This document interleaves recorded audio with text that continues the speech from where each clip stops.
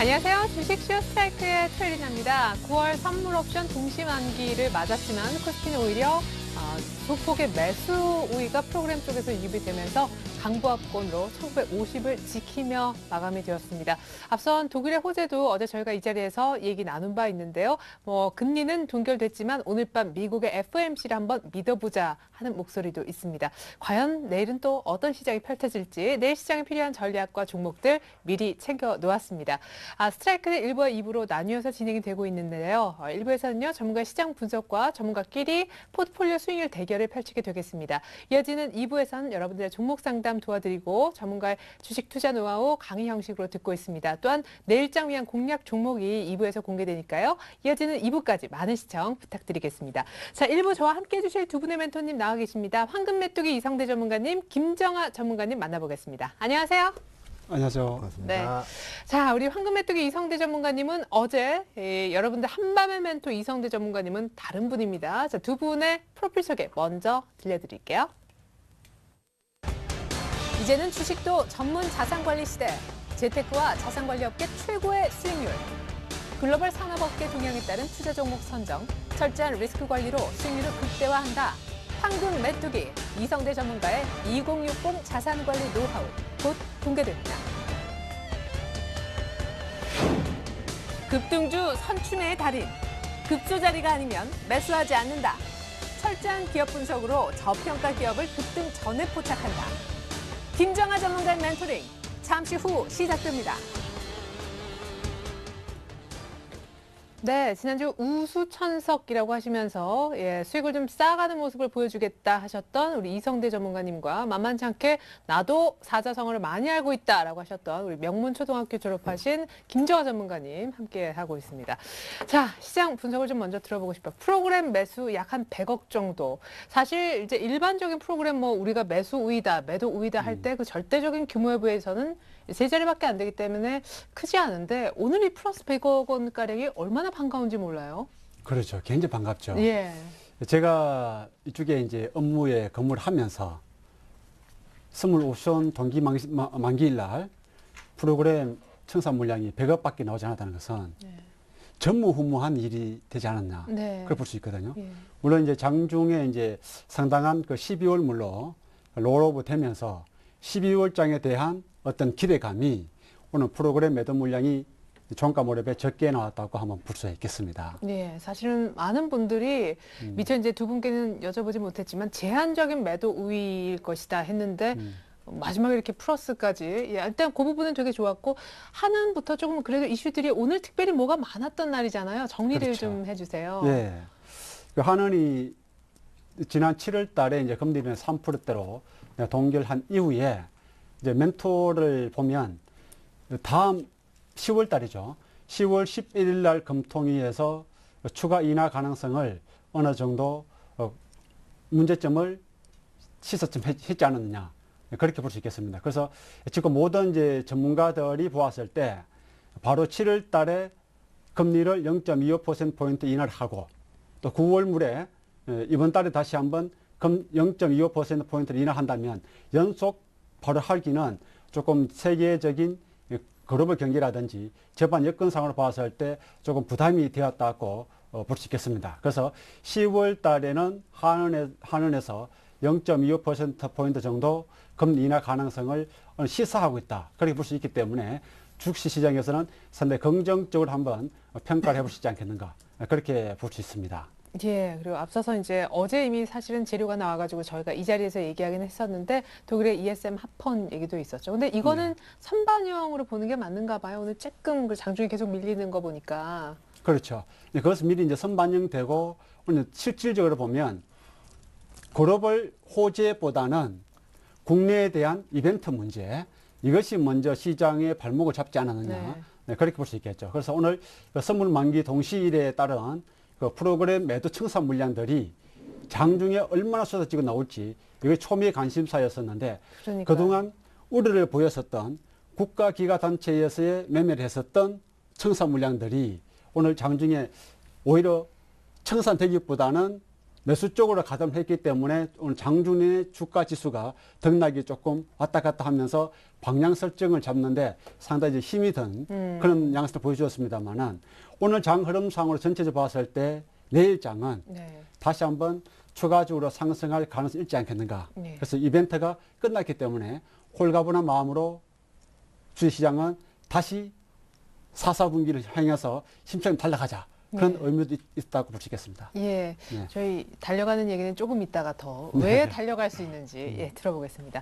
자, 김정은 전문가님의 오늘장 정리도 들어보고 싶은데 조금 다른 각도에서 이제 풍부하게 얘기를 해주셨으니까 얼마 전 1870선대가 결국 일단 단기 바닥이 아니었을까 생각이 드는 거는 1950까지 왔어요. 그죠? 예. 이제 전고점을 뚫고 이게 이제 이렇게 막 가는 거 아닐까.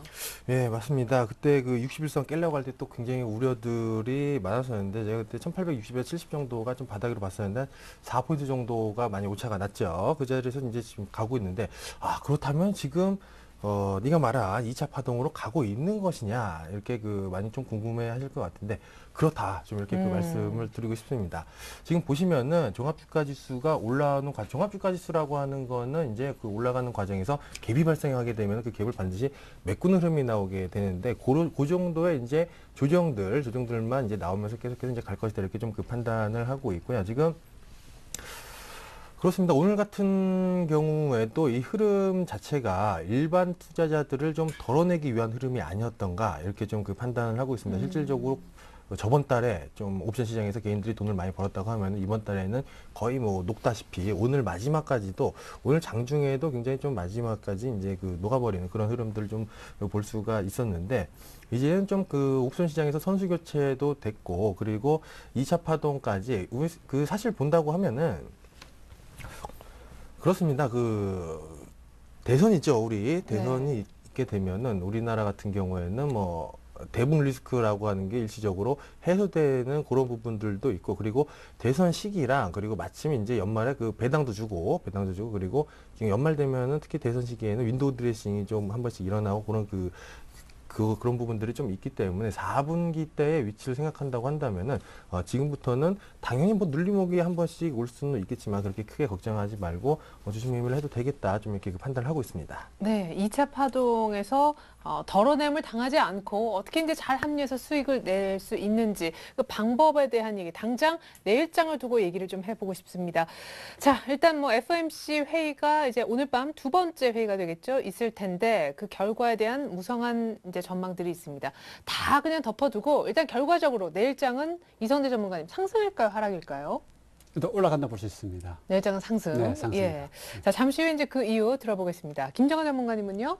예, 저도 이제 그 내일장은 상승이다라고 그 말씀을 드리고 제가 내일장 상승이라고 하는 건 항상 말씀드리지만 계속 이제 눌리든 말든 갈 것이라고 좀 보기 때문에 그렇게 말씀드리겠습니다. 그렇죠. 2차 파동, 이제 거대한 또 한 번의 상승을 생각하시는 분이니까요. 자, 이성대 전문가님, QS3를 한다고 보시는 거죠? 내일. 네, 보고 있습니다. 오늘 가능성은 이제 굉장히 높아진다. 그 FOMC 이제 정책회의에서 3분의 2 정도가 3차 양적 완화를 지지할 의사가 굉장히 높기 때문에 미국 주식이 새벽에 다시 한번 상승을 가 있지 않느냐. 그것이 이제 우리가 이벤트가 끝난 이후에 새로운 호재로 작용되면서 주가 한 단계 상승할 가능성이 굉장히 높다. 또 양적 완화할 수밖에 없는 것은 무디스사가 미국 국가 신용 등급을 한 단계 하향할 것이라는 압박을 했습니다. 거기서 벗어나려면 경기 부양책 해야 되겠죠. 하면서 이제 어느 정도 유동성을 확보할 수 있는 그런 기회가 바로 주로 찬스가 내리게 되지 않겠는가. 그래서 내일은 주가가 분명히 상승할 수밖에 없다고 볼 수 있습니다. 예. 아니, 이제 그럼에도 불구하고 약간 대선 일정이라든가 인플레 같은 것들이 요즘 뭐 원유, 국제 상품 가격 다 올라서 조금 신경 쓰이기 때문에 이제 하긴 하더라도 무디스 압박도 있고 하니까 굳이 이번에 하겠느냐라는 것에 대한 의문이 하나 있고 두 번째는 해도 시장은 많이 못 올라간다. 네.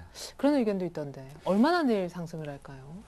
그 지금 이제 지수상으로 봤을 때 이제 전고점 부근대를 상향 돌파는 분명히 해야 될 것 같고 네. 앞에 이제 이게 김영하 이제 전문위원 말씀드렸습니다만은 주가상을 보면 이번 상승 파동이 한 2,000포인트를 진입하는 그런 이제 강한 장이 한번 돌 수 있는데 바로 수직으로 쭉쭉 가기에는 아직까지 상당히 기간이 남아 있죠. 네. 남아 있고 미국도 보면 이제 대선에서 그 기간차로 본다면 이번에 할 수밖에 없는 그런 기간으로 선정할 수 있다.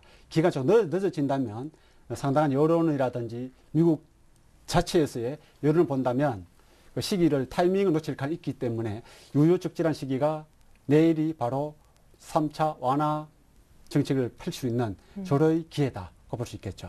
자, 그러면은 정말 베스트 시나리오를 가정했을 때 내일은 모르긴 몰라도 정말 QE3 기대감이 설사 뭐 앞서 좀 묻어 있었다고 할지라도 선반영돼서 갭으로 출발할 가능성도 높아 보이거든요. 내일 한 몇 포인트 정도까지 갈 수 있습니까? QE3가 강력하게 나와준다면. 그리고 저희 어떻게 해야 돼요?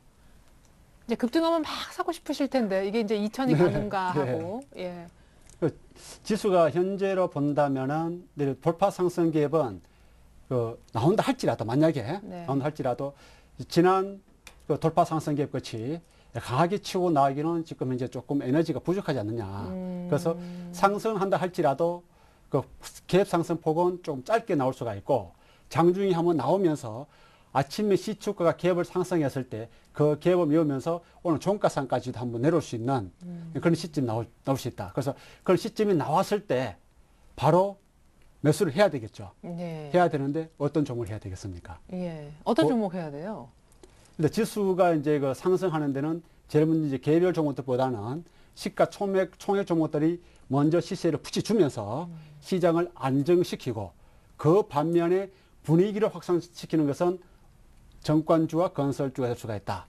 또 이제 일부 이제 중소형 대형주들도 강히 움직일 수 있지만은 그 속에 금년도 이제 3, 4분기 실적이 호전될 수 있는 종목들, 이런 종목들이 어떤 새로운 테마가 형성될 수 있는 그런 분위기를 이번 주와 다음 주까지 이어지면서 지금 현재 시장을 압도하고 있는 미래산업이라든지 우리들 제약, 이와 같은 거래 상위 종목들이 급등하고 있는 종목들은 이제 서서히 매도를 해야 될 타이밍이고 이런 종목들이 힘이 워낙 에너지가 분출이 강하기 때문에 하루아침에 바로 죽는 것이 아니고 어느 시간이 필요하다는 것이죠. 그 안에 이제 새로운 테마라든지 종목들이 산출될 수 있는 것, 출현될 수 있는 것이 지금부터 다음 주 중간이다. 그래서 다음 주에는 아마 새로운 테마들이 부상되기 위한 어떤 그 힘을 비축하고 또 시장의 그 반응을 살펴보는 그래서 일부 종목들이 하루 상승했었다가 하루 빠지고 순환매가 굉장히 빠른 순환매가 이제 여타 종목들이 돌아가고 있습니다. 예. 그런 종목들 중에서도 괜찮은 종목들은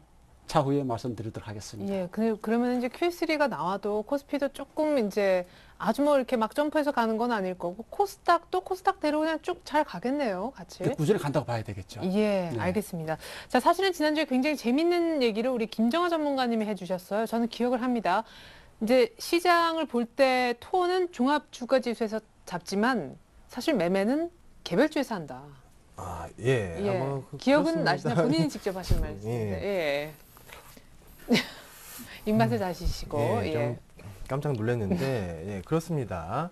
그게 도대체 무슨 얘기냐, 좀 이렇게 네. 그 생각을 하실 수가 있는데, 그렇습니다. 그 코스피가 살아있지 못한 상태에서 개별주들이 가게 된다고 하면은, 우리는 이제 통상적으로 굉장히 재무제표를 딱 펼쳤을 때 무슨 투자주의 아니면 자본 잠수 이렇게 들어가 있는 그런 저가주들, 그런 종목들이 꿈틀거리고, 그리고 우리가 통상적으로 안전하게 매매할 수 있는 그런 급등주들, 뭐 개별주들 같은 경우에는 코스피 지수가 살아있을 때, 살아있다가 코스피가 눌리기 시작할 때, 코스피가 올라갈 때 말고요, 눌리기 시작할 때 본격적으로 이제 시세를 내는 그 경향들 많이 가지고 있습니다. 최근에 이제 그 8월 중순부터 그 1950포인트, 60포인트 찍고 지수가 밀리는 구간에서 갑자기 그런 그 중소형주들이 갑자기 급등하는 흐름들, 뭐 신성통상이라든가 뭐 다물멀티, 안철수 관련주들부터 해가지고 그런 그 흐름들이 나오고 있는데 이번에도 마찬가지입니다. 왜 지수가 그렇게 그 중요하냐면은 종합주가 지수가 살아있는 상태에 있어야지 아무래도 지금은 위로 사실 갈 재료도 뚜렷하지가 않고 뭐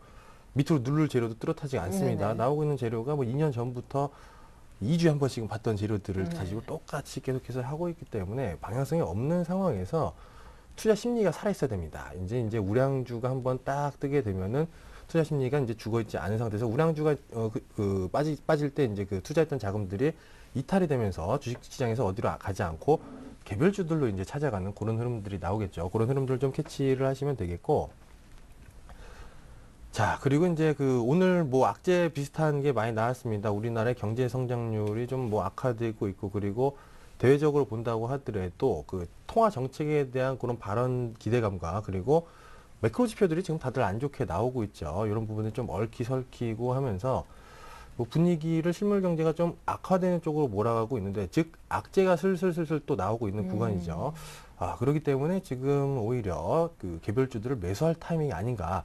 원래 그 시장이라고 하는 것은 호재가 나왔을 때 가는 것이 아니고 악재가 해소되는 기대감으로 가는 것이다. 좀 이렇게 그 보시면 되겠고, 악재가 슬금슬금 나온다고 하는 것은 악재 때문에 뭐 눌려봤자 뭐 며칠이나 눌리겠어요. 그리고 그 악재가 해소된 또 기대감으로 재차 파동이 나올 수가 있기 때문에 사실 대세 상승이 나온다고는 절대 보지 않습니다. 지금 대세 상승을 논할 자리는 아니고 그냥 기술적으로 2차 파동 정도만 보고 있기 때문에 그 장에서 우량주들을 한다고 하면은 그동안 가지 못했었던, 지난주에 뭐 건설주부터 해가지고 뭐 철강이라든가 그동안 가지 못했던 그런 종목들 위주로 코스피를 보시는 게 좀 맞겠다 이렇게 말씀을 드렸었는데, 차라리 근데 그걸로 수익을 볼 수 있는 게 맞습니다. 수익을 볼 수가 있는데 차라리 그 시간에 우리가 그 흔히 말하는 그 굿즈라고 하죠. 계좌가 좀 크게 되면은 그 우량주를 사야 된다 이렇게 좀 생각하실 수가 있는데, 그렇지 않습니다. 이 구간에서 차라리 개별주를, 바닥에 있는 저평가된 개별주들 굉장히 좀 많이 있죠. 뭐 시공테크부터 해가지고 그런 것들 모아놓으면 붕붕 위로 이제 푹 뜨게 되는데, 차라리 그런 종목들을 매집을 지금 또 할 수 있는 기회가 오고 있거든요. 앞으로는 코스피 시장 살아있는 거 이제 눈치 보면서 테마주를 움직일 겁니다. 계속 이제 박근혜 관련주들, 그리고 안철수 관련주들, 문재인 관련주들 돌아가면서 가겠죠. 대선이 남았으니까. 지금 가고 있잖아요. 네, 예. 계속 갈 겁니다. 지금 막 이렇게 왔다 갔다 하는 이유가 뭐냐면은, 주식이라고 하는 거는 재료 노출인데 박근혜 관련주가 오늘 쉬다가 갔었죠. 네. 근데 박근혜 관련주들은 경선에 이미 그 통과가 됐기 때문에 네. 일시적인 재료 노출, 그리고 안철수 원장이나 안철손. 예. 철손요? 예. 예, 그리고 이제 문재인 후보 같은 네네. 경우에는 아직 확정이 아니기 때문에 돌아가면서 이제 어떤 때는 재료가 노출이 안 됐으니까 꿈틀꿈틀하면서 예. 가는 것이다. 이렇게 보시면 되겠고, 그런 식으로 이제 순환식으로 갈 것이다. 이렇게 판단을 하시면 되겠습니다. 그리고 이제부터는 뭐 오늘 복지 쪽으로 수급이 들어가는 모습을 보여줬었는데, 테마주 하실 분들은 복지 단기적으로 좀 관심을 가지시고요. 뭐 복지라고 하는 거는 뭐 정책이 있으니까 돌아가면 지금 매수 기회를 주고 있습니다. 한 3일 전부터 개인 투자자들의 물량을 받는 그런 기술적 흐름이 나오고 있는데, 단기적으로 좀 시세를 보여줄 것 같고, 그리고 그 다음 타순 같은 경우에 뭐 인맥 관련주도 이미 알려진 거 말고 새로운 거에서 이제 찾는다고 한다면은 교육 관련주들, 올해 또 수능도 있죠. 수능도 있고 하니까 교육 관련주들도 아직 바닥에서 수급만 이상하게 계속 매집이 되는 종목들이 교육 관련주도 좀 있겠다. 네. 시간이 좀 걸려도 그런 것도 한번 관심 가져봐도 되겠다. 좀 이렇게 판단을 하고 있고, 그리고 선천적으로 또 리스크를 싫어하시는 분들, 개별주를 잘 하지 않는 이유가 리스크 때문에 개별주를 하지 않겠죠. 이제 고점에 있는 테마주들을 매매하기에는 너무 위험하다 싶으신 분들은 지금 같은 장이 굉장히 우량주를 쳐다볼 것이 아니고 기회가 되는 장이다. 이렇게 말씀을 드리겠습니다.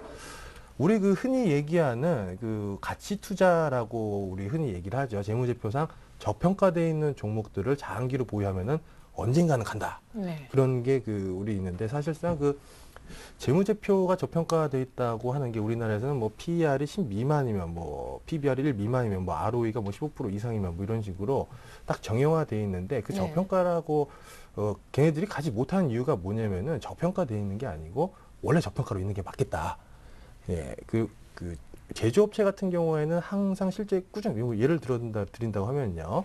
제조업체들은 항상 실적이 쭉 꾸준합니다. 경기가 좋아가지고 실적이 늘으면은 뭐 한 10%, 그리고 좀 경기가 안 좋으면 또 10% 밑으로 이제 위아래로 이제 드러날 거다고 하면은, 시장에 대한 성장성에 대한, 미래 성장성에 대한 프리미엄이 붙어야 되는데, 재무제표상 저평가 기업들은 그런 부분들이, 제조업체들은 없기 때문에, 그렇기 때문에 좋은 장에서 가지 못하는데, 걔네들이 언제 가느냐, 우리 하염없이 기다리기만 하죠. 걔네들이 언제 가냐면은 바로 지금 같은 시장에서 재밌게도 테마가 붙으면서 간다. 바닥에 있다가 과거에 뭐 대한제강이라든가 신성통상 같은 경우에도 바닥에 400 얼마에서 테마가 붙으면서 가버리는 가치주네. 코메론도 마찬가지죠. 그런 흐름들이 나오는 장이 옵니다. 아무 때나 나오지 않고요. 지금 이제 돌아올 장에서 그런 종목들이 다시 탄생하는 장이 되기 때문에, 안전한 거 좋아하시는 분들은 바닥권에 있는 지금 수급 거래량 늘고 있는 그런 가치주들 중에서 한번 찾아보시면은 못 먹어도 한 20, 30%, 그리고 잘 먹으면 뭐 2배 이런 그 장이 되지 않을까 이렇게 생각하고 있습니다. 예, 좋습니다. 대형주보다는 개별주를 조금 모아가는 전략이 더 낫지 않겠느냐 전략까지 들어봤습니다. 자, FOMC 회의 결과 어쨌거나 내일 나올 텐데요. 내일장 정말 소폭이더라도 상승이었으면 좋겠네요. 자, 내일장 기대 같이 한번 해보자고요. 이어서 두 분의 관심 종목 알아보겠습니다.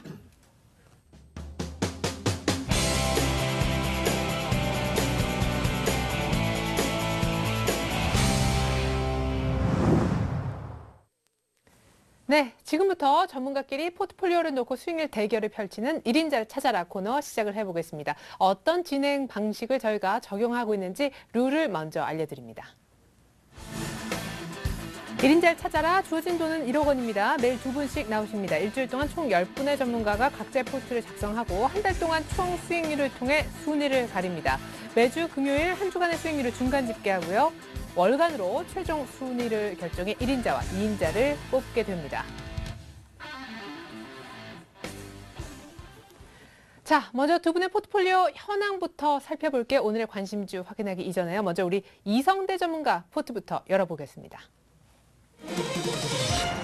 네, 황금 메뚜기 이성대 전문가님 포트입니다. 삼성 SDI 제일기획, 옵트론텍 지난주 각 20% 동일한 비중으로 싣고자 했는데 실리긴 다 실린 것 같아요.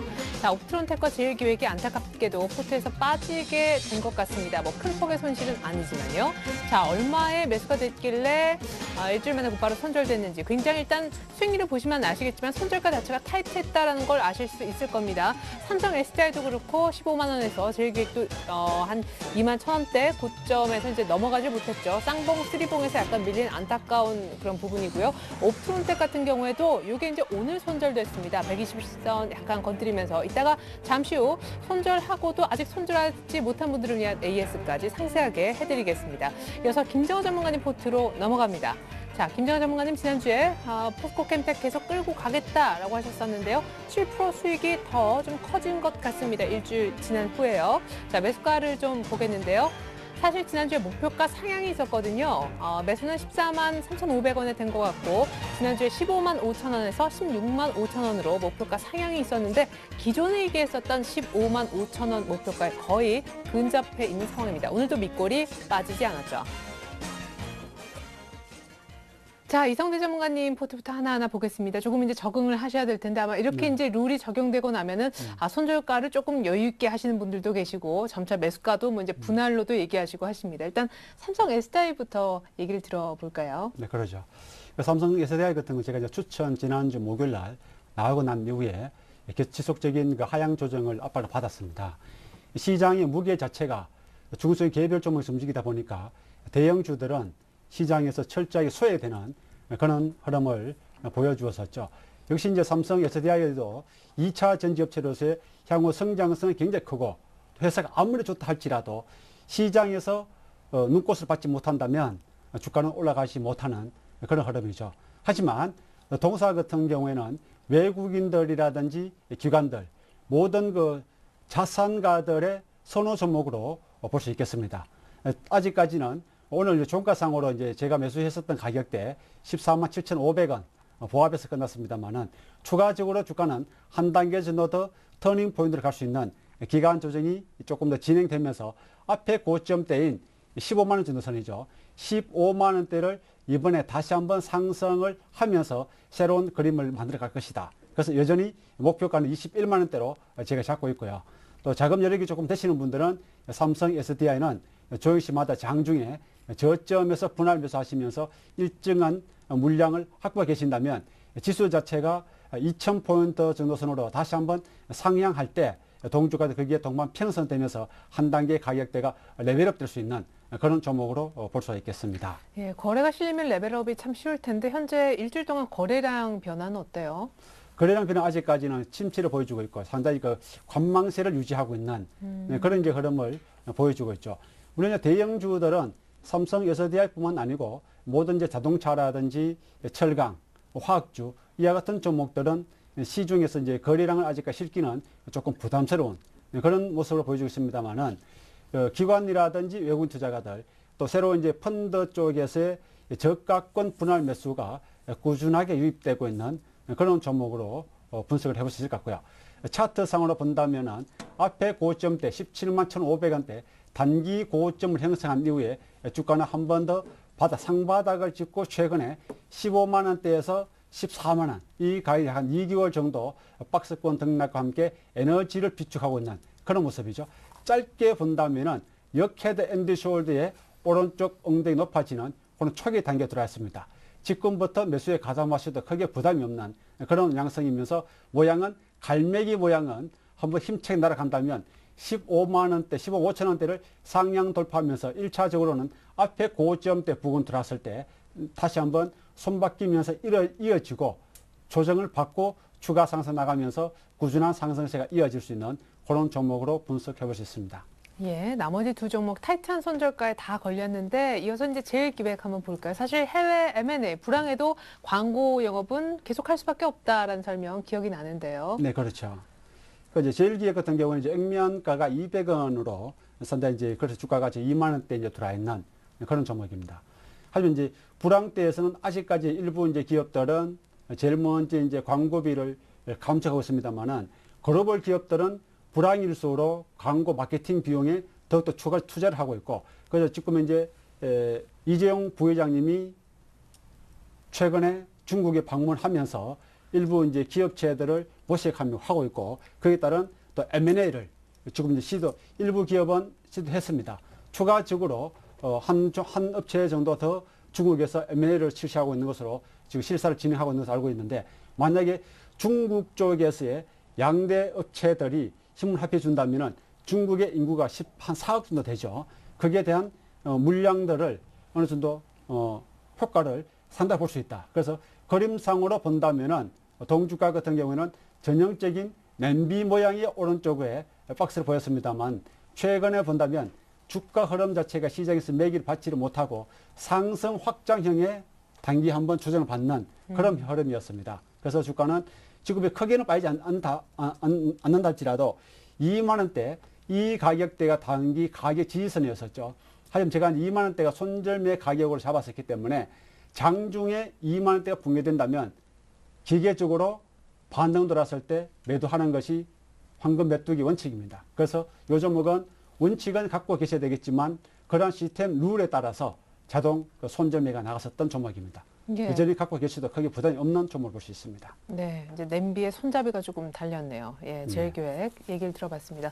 자, 옵트론텍 이게 이제 스마트폰 관련된 그 렌즈에 무슨 블루 뭐라고 하셨었는데, 네. 예, 그 워낙 옵트론텍 어려워가지고. 네. 그 옵트론텍 됐다 보면은 지금 이제 스마트폰 부품 장비 관련주들이 상당히 지금 이제 시장에서 소외가 되어 있는 그런 모습이거든요. 아직까지 그 애플하고 삼성의 소송 그 여파 자체가 아직 분위기를 잡아가지 못하는 그런 흐름을 보여주고 있습니다. 회사 자체로서는 뭐 상당히 그 좋은 회사이고 또 일부 이제 외국인들의 매수세가 일부 유입되었었던 그런 회사였었죠. 하지만 동사 같은 경우에도 향후 실적 호전이라든지 제반 여건은 모든 것을 갖추고 있고, 기술적으로 본다면은 동주가도 갈매기 모양의 한 번 정도 후리치기 하는 그런 양상이었었죠. 단기 지지선대가 8,500원대 이 가격대를 최근에 제가 추천하고 난 이후에 장중에 손절매 가격대 8,750원대를 장중에 들어왔었기 때문에 자동 매도가 나갔습니다. 그래서 이 그림상을 본다면 추가적으로 한 번 더 하향 조정 받으면서 8,100원 정도 선에서는 지지가 형성될 수 있는 그런 종목이 될 수가 있겠죠. 만약에 보유 계시는 분들은 8,100원대까지 간다 할지라도 현 시점 속에서는 조금 더 홀딩을 하면서 지켜보시길 바라겠고, 여기서 바로 이제 어느 정도 재차 상승하기 위해서는 조금 더 에너지가 비축돼야 된다. 오늘 이제 거래량이 이제 최근에 보면 3일 동안에 거래량이 조금 증가세를 보면서 입질에 들어오는, 주가가 빠질 때마다 손절매 물량들을 누군지는 모르겠지만은 받아가는 그런 흐름을 보여주고 있죠. 그래서 그 옵트론텍은 중장기적으로는 상당히 강하게 나갈 수 있는, 제가 목표치를 15,000원대를 잡아드렸습니다. 그래서 중장기적으로 굉장히 강하게 나갈 수 있는 모습입니다만은 단기적으로 일시 좀 쉬어가자 그런 패턴을 보여주고 있네요. 예, 이성재 전문가님, 근데 제가 정말 그냥 개인적으로 안타까운 거는 이렇게 옵트론텍 그냥 차트만 봐도 그리고 뭐 기업 내용도 봐도 스마트폰 관련 부품 주고 또 렌즈 쪽이고 그냥 이렇게 도도 잘 갈 것 같은데 너무 이렇게 타이트하게 손절가를 잡아놓으시니까 이게 저희가 룰이 이제 뭐 정말 깨달으시겠지만 터치만 돼도 이게 포트에서 빠지게 돼서요. 좋은 종목이 이제 담겨 있지 않으면 나중에 수익으로 반영이 저희가 안 돼서 왕중왕 하시기 어려울 수도 있거든요. 그쵸, 김정아 전문가님? 예, 그렇습니다. 예, 그렇대요. 네. 기존에 이제 계셨던 분인데. 제가 그좀 한번 참고를 하도록 하고 또 이제 개인 투자가들이 보면 한번 주가는 어떻게 될지 모르지 않습니까? 예, 항상 그 손절매 가액대에 지정되어서 그 이하로 내려왔을 때 바로 이제 반등을 줘서 회복을 해준다면 괜찮겠지만 네. 역으로 본다면 대부분 7, 80% 종목들이 손절매 지지선이 붕괴되면 네. 바로 추가적으로 급락이 들어오면 굉장히 크나큰 손실을 볼 수 있다는 대응이 것이죠. 안 되니까. 네. 예. 그래서 이제 개인들이 이제 그런 것을 감안하고 발빠르게 움직일 수 있는 그런 이제 어떤 그 타이밍을 노리고 또 실력을 갖출 수가 있다면은 괜찮겠지만 무작정 갖고 있다는 것이죠. 그쵸. 예. 예, 근데 사실은 말씀이 맞으시는 게요. 이성대 전문가님처럼만 하면은 손실이 막 커가지고 이게 감당이 안 될 일은 없을 거다. 빨리빨리 자르니까요. 그렇죠. 예, 뭐 자르고 다시 사더라도 일단은 아주 소폭했을 때 그냥 일단 나오니까요. 그래서 이제 제가 이제 그 지지성 가격대는 굉장히 이제 중요시하게 여기는 그런 가격대이거든요. 예. 제가 이제 과거에도 매매를 하면서 제 나름대로 룰을 규칙을 정하고 그 가격대를 기다렸다가 내일 올라오겠지 했는데 내일 또 빠져버리고 하다 보면 나중에 바닥에서 판다는 것이죠. 예, 대부분 그게 이제 사람들이- 비자발적 장기 투자자가 되는 거죠. 네. 예. 그래서 이제 그런 것을 방어하기 위해서 나름대로의 어떤 그 기술적인 매매, 매수 가격하고 매수 가격대는 얼마대에 걸어놓고 사고 팔 때는 분할 매수죠. 이제 그런 것도 나중에 한번 기회가 된다면 한번 설명해 드릴 수 있을 것 같고 지금 현재로서는 제 이제 왕중왕도 중요하지만은 그렇죠. 예, 저희 목표는 고객들이 리스크 관리를 철저히 하고 또 자금이 어느 정도 크게 깨지 않아야만 심리적인 불안감에서 벗어나고 네. 여유롭게 다음 종이 배팅이 있을 수 있겠다. 그걸 그렇죠. 준비를 돈이 하자. 한 종목에 묶여 있으면 그 다음에 이제 주식이 자동적으로 멈춰지게 됩니다. 네, 그렇죠. 예, 좋습니다. 자, 김정아 전문가님 그러나 공격적인 투자 속에 멈춤은 없네요. 예, 7% 수익 올인했는데 7%면 이게 상당하죠. 예, 그렇습니다. 이제 제가 항상 강조를 드리는 부분이 뭐냐면은 제가 그 비중을 많이 하다 보니까 위험하다고 생각을 하시는 분들이 많이 계시거든요. 근데 그 보면은 그렇습니다. 우리 그 빠른 수익을 위해서 그 저기 공중에 대롱대롱 그 매달려 있는 상한가 따라잡기라든가 그런 위험한 매매를 한다고 하면 우리 돈 빨리 벌려고 하잖아요. 네. 근데 그거 사봐야 얼마나 사겠습니까? 무서워가지고 한 10% 정도 살까요? 보통 그렇게 들어가는데 그렇게 들어가가지고 상한가 한 번 먹어도 사실 전체 계좌 수익률로 친다고 하면은 10% 샀을 때 상한가 한 번 먹으면은 15%인데 전체 계좌 대비했을 때는 1.5%밖에 되지가 않습니다. 그래서 차라리 그럴 거면은 어차피 제가 우량주를 싫어하는 것이 아니고 제 원칙은 이제 우량주는 대세상승장에서 한다는 것이 좀 원칙이기 때문에 시장에 대한 리스크가 있죠. 가장 이제 알 수 없는 리스크가 시장 리스크라고 저는 보는데 그렇기 때문에 차라리 바닥권 개별주들을 할 때 그 기업 내용을 보고 재료가 살아 있고 차라리 비중을 좀 많이 해놓으면은 사실 3%만 가도 비중 많이 해놓으면 말 그대로 1.5%만 가도 10% 실은 거 생각하는 거랑 똑같거든요. 그렇다는 사실 게 가격 이상 중요한 게 비중인 것 같아요. 실제로 이제 계좌를 열어보면은 예, 맞습니다. 이렇게 올랐는데 비중이 이거밖에. 예, 그렇습니다. 뭐 점상 두 방 갔는데 비중은 3% 이러면 그쵸. 정말 예. 가슴이 아프죠. 예, 일단 뭐 주식을 할 때는 그렇습니다. 제가 정석과는 좀 다른 그 투자 철학이죠. 그런 그 안전 투자 철학 많이 들으셨을 텐데 우리나라에서 만약에 그 아모레퍼시픽이 옛날에 막 10배, 20배 갈 때 그런 딱 예를 들으면은 가슴이 뜹니다. 이 종목 옛날에 아모레퍼시픽처럼 지금 한 3만 원인데 5년 뒤에 100만 원 딱 하면 이제 가슴이 뛰면서 우량주 장기 투자다 이렇게 하게 되는데 실질적으로 그거 들고 있으셨던 분들 보시면은 주식시장을 매일 볼 수 없는 사람들 예, 지나놓고 보니까 한 3배 가 있고 이런 식으로 했던 분들이고 실질적으로 주식시장에 매일 참여를 하다 보면은 우리는 그렇게 할 수가 없습니다.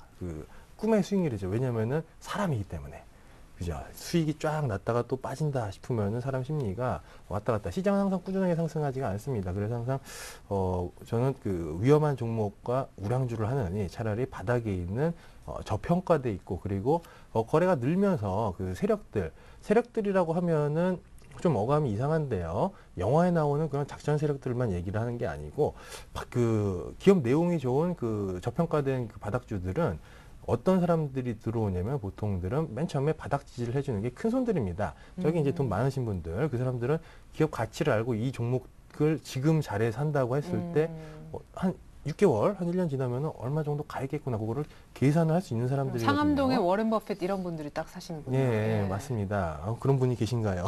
모르겠어요. 예. 네, 그런데 그게 왜 무섭냐면은 제가 이제 항상 말씀드리는 게 바닥에 그런 개별주들이 바닥을 다지고 한번 솟게 되면은 좀 최소한 상한가 2방 정도, 상한가로 가지 않고 급등한다고 하더라도 한 20-30% 정도는 먹여주고 그리고 그게 테마가 붙게 되면 그 자리에서 뭐 2-3배 간다 이렇게 그 말씀을 드리는데 그 주식의 매수세를 절대로 막을 수 없을 때가 바닥에서 딱 한 번이 존재를 합니다. 그게 언제예요?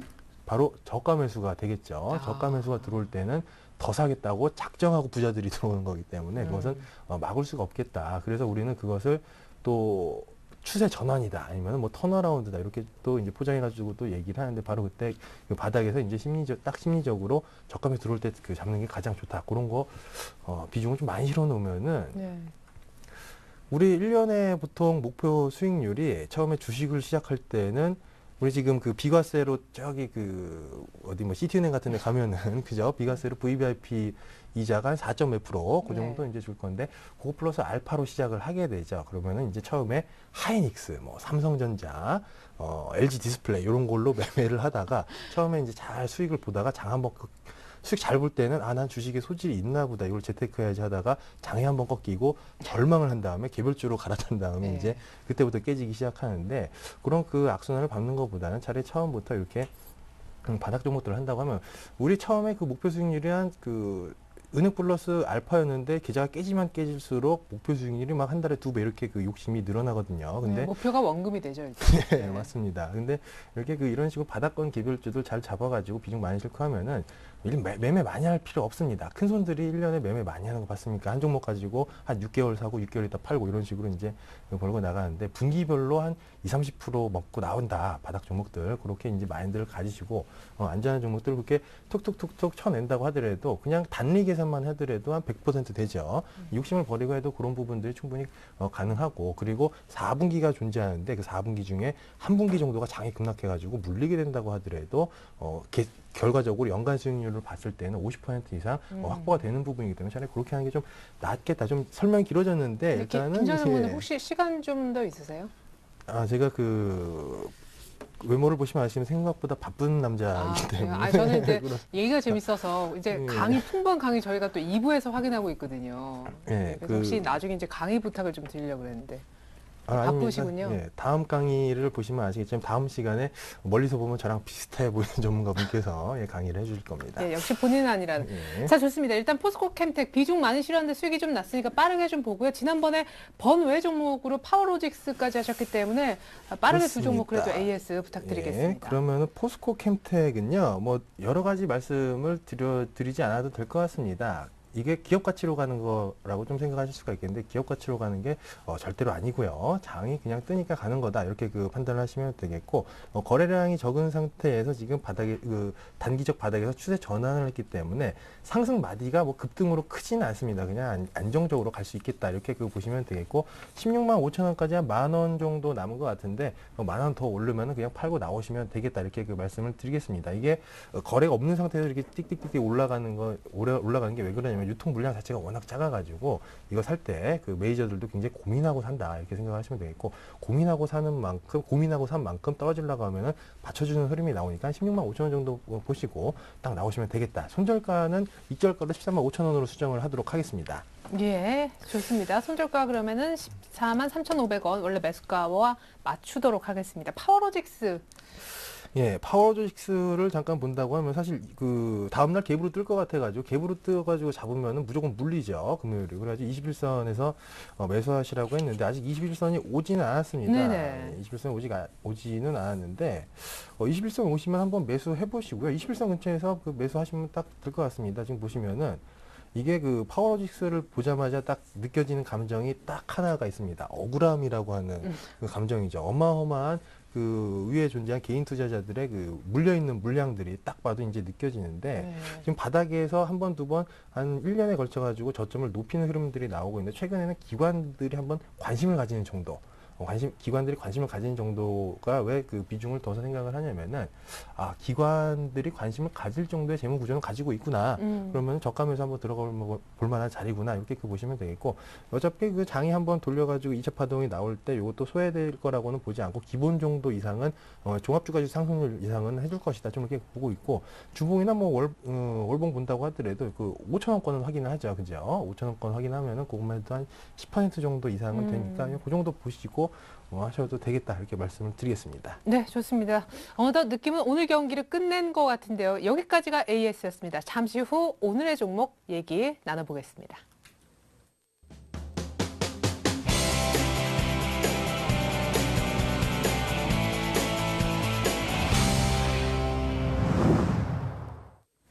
네, 원칙을 지키다 보니 포트에 삼성 SDI 밖에 존재하지 않습니다. 이성대 전문가님, 오늘 어떤 종목도 새롭게 채우실 계획이신지요? 네, 멜파스를 갖고 왔습니다.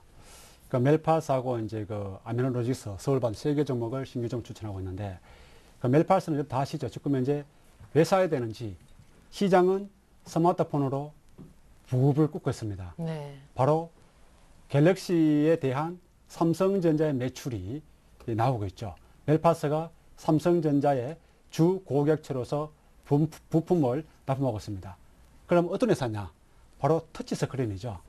이 터치스크린은 모든 가전제품에 들어가 있고 앞으로도 이 터치스크린에 대한 성장성은 지속적으로 발전될 수밖에 없지 않느냐. 거기에다가 그 핵심 기술을 보유하고 있습니다. 3부 영업이익이 453억 정도로 점진적인 영업이익을 벌이면서 주가 한 단계 상승 레벨업을 할 수 있는 종목이고, 그 매수 가격은 그 오늘 종가 2850원이죠. 오늘 종가에 매수하시길 바라겠고, 목표 가격은 25,000원대, 손절매 가격대는 19,500원으로서 비중은 한 20% 정도 1개월 정도 기간을 가지고 가시는데, 짧게 기술적으로 본다면 21,000원대가 단기적인 가격 장선이고, 최근에 거래는 증가되면서 외국인들의 매수세가 유입되고 있는 그런 상황입니다. 그래서 주가는 한 번 정도 더 상승하면서 앞에 고지 23,000원대를 상향 돌파도 가능한 그런 종목이며, 목표치는 25,000원대로 설정했습니다. 네, 계속해서 나머지 종목 설명 들어보죠. 네, 아미노로직스죠. 074430이죠. 아미노로직스는 바로 이제 그 아미노산 사업과 반도체 사업을 같이 영위하고 있는 그런 종목입니다. 오늘 장중에 출렁출렁거리면서 한번 움직이는 그런 모습이었었죠. 하향 조정 압박을 받는 모습인데, 단기적으로는 상봉 형태가 나타난다 할지라도 비천연 아미노산이죠. 여기에 대한 그 작년도 2월 달부터 본격적인 대량 생산 기술을 하면서 세계적으로 인정을 받았었고, 거기에 따른 지식경제부 주관이 하고 있는 세계시장 선점 10대 소재 개발 중에 바이오 메디칼 부분 총괄 기업으로 선정이 되었습니다. 주 매출 사업으로서는 DVR이 시장 규모 확대가 되고 있죠. 그 DVR이 추가적으로 확대되면서 점진적으로 상승세가 이어질 수 있는 그런 종목으로 볼 수가 있겠습니다. 잠시 차트를 한번 보신다면 동주가 같은 경우도 단기적으로 바닥을 형성한 이후에 최근에 지거재거 상승을 보이고 지난주부터 한번 오시 조정을 받았었죠. 눌림목 조정이죠. 받고 오늘은 전 고점대에 걸치고 있었던 일부 물량들을, 거래량 어제부터 조금 죽었습니다만은 한번 손바뀌면서 나오면서 3,500원대라는 일시적인 가격대, 이 가격대에 걸림돌을 받고 있고, 내일은 다시 한번 살짝 조정을 받고 난 이후에 추가적으로 상승이 가능한 그런 종목입니다. 매수가는 3,300원이고 목표가는 4,500원대, 손절 가격은 2,500원대라서 비중은 15%대 1개월 정도 보유하시길 바라겠습니다. 네, 손절가가 2,500원이신가요? 네, 2,500원. 예. 2,500원대가 밑에 보면 그 60에서 가격대죠. 이 가격 부분대까지 한번 내려올 수가 있다. 그래 볼 수 있겠습니다. 네, 좋습니다. 마지막으로 서울 반도체 요즘 뭐 기관의 어떤 뜨거운 러브콜을 받고 있잖아요. 네, 그러죠. 서울 반도체도 이제 코스닥 시장에서 대장주에 속한 종목인데 발광 다이오드 기업이죠. 발광 기업이고 LED 모델에 대한 아크리치 2에 대해서 기능을 강화한 제품이 최근에 다시 한번 출시가 되었습니다. 또 3, 4분기에 공장 가동률이 약 한 60% 정도 증가를 하면서 주가는 상당히 강하게 움직이는 그런 흐름을 보여주고 있고 주 매출처는 중국에 대한 보조 정책의 수혜로 부상되고 있으면서 그 외국인들의 코어를 받고 있죠. 또 매출은 주로 이제 북미라든지 유럽까지 수출을 하고 있습니다만은 앞으로 중국에 대한 시장 매출이 북미와 유럽 정도까지 수출 시장 전망이 나타나는 그런 종목입니다. 그래서 실적 모멘텀 주로 부각이 되고 있죠. 동주가 같은 경우는 일시적인 차트상으로 봤을 때 2만 원대에 상바닥을 형성한 이후에 네. 주가는 한 단계 상승을 했었고 초반에 단기적인 순구의 형상을 보인 이후에 주가는 한 번 더 나갈 수 있는 그런 종목이었습니다. 오늘 장중 내내 소폭의 등락을 거듭하면서 단기 입형대인 5일선의 지지를 받고 있는 모습이죠. 물론 21선까지의 이격도가 상당히 많이 괴리를 보여주고 있기 때문에 단기적인 이격 조정을 한 차례 한 이후에 추가적인 상승세가 이어질 수 있다. 그래서 서울 반도체는 매수 가격을 23,100원, 5일선 가격대입니다. 23,100원대에서 매수를 하시길 바라겠고 1차적으로는 앞에 7월달 고점대인 26,000원대 이 부근대까지 상승이 가능하면서 손절매 가격대는 22,500원대 60일선을 거치고 있는 가격대이죠. 이 가격 부근대에서 지지를 받는다면 추가 계단식으로 2파 상승이 가능한 그런 종목으로 예상되어집니다. 매수 비중은 20% 잡으시고 보유 기간은 1개월로 설정을 했습니다. 네, 좋습니다. 이렇게 해서 새 종목 새롭게 담겠다라는 얘기. 우리 김정환 전문가님은 포트 교체하실 생각 없으신 거죠? 예, 없습니다. 예, 좋습니다. 완성된 포트 다시 한번 보여드립니다. 자, 우리 이성재 전문가님의 완성본입니다. 삼성 SDI의 멜파스, 아미노로직스, 서울반도체 신규 추가될 것 같습니다. 가격 볼까요? 서울반도체는 5일선에 눌림 매수, 아미노로직스는 3,300원, 멜파스도 23,300원대. 대세는 스마트폰, 그리고 아미노산 플러스 반도체 영위하는 기업, 그리고 쌍바닥 찍고 올라가는 서울반도체까지 이렇게 라인업이 됐습니다. 김정호 전문가님 포트는요, 포스코 캠텍으로 그대로 유지합니다만은 손절 가격만은 이렇게 매수가로 익절하겠다라는 의지 들어봤습니다. 자, 투자에 대한 결정 시청자 여러분들 각자의 냉정한 판단 후에 이루어져야 된다는 거 다시 한번 말씀을 드리겠습니다. 자, 두 분 오늘 도움 말씀 감사합니다만은 시청자 퀴즈 이벤트 내드리고 물러갈게요. 이성대 전문가님 문제 출제 부탁드리죠. 네, 저평가 주식이란 무엇입니까? 첫 번째, 내재 가치가 주가보다 위에 있는 종목. 두 번째는 내재 가치가 주가보다 아래에 있는 것. 세 번째는 내재 가치가 바로 주가다. 네 번째는 내재 가치는 주가가 아니다. 네, 참여 방법은요? 예, 포털 사이트에다가 리치맵이라고 검색을 하시면요, 그 홈페이지가 뜨는데 무료 회원 가입을 하시고 상단에 주식쇼 스트라이크 클릭을 하시면 문제를 풀 수가 있습니다. 거기서 이제 정답 확인 눌러주시면 됩니다. 네, 전문가 방송 무료 이용권과 그리고 주식 관련 책을 추첨 통해서 선물로 보내드리겠습니다. 그리고 퀴즈 푸시면서요, 오늘 밤 9시 무료 방송도 있는데 한번 들어보시면 좋을 것 같습니다. 주병선 소장님의 21선 매매 모든 것 오늘 밤 9시입니다. 자, 이상 오늘 함께해 주셨던 두 분과는 인사 나누겠습니다. 감사합니다. 네, 계속해서 이어지는 2부는요. 머니트리 시스템을 공개해 주신데요. 고승환 전문가가 책임지십니다. 이어지는 2부까지 많은 시청 바랍니다. 고맙습니다.